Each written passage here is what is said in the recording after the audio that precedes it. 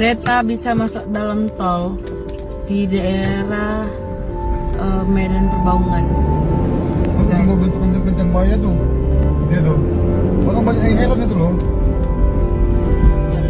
Iya, ada tuh. Di Sibuk apa aja tuh.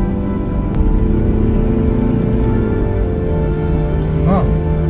Dia rombongan itu kan. Dimarahin dia tuh. Lihat tuh. Bisa masuk dari mana datang gitu nih. Tuh guys, Medan Perbaungan.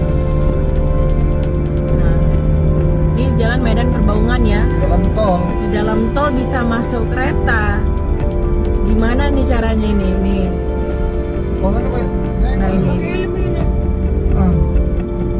Kok bisa ya? Kelalaian di mana nih? Itu plat BK-nya. Tuh guys. Masuk tol ini. Nah, ini BK-nya. Nampak ya guys? Nih. Boncengan. Nah, ini jalan Medan Perbaungan ya. Dalam tol. Di dalam tol bisa masuk kereta. Gimana nih caranya ini? Nih.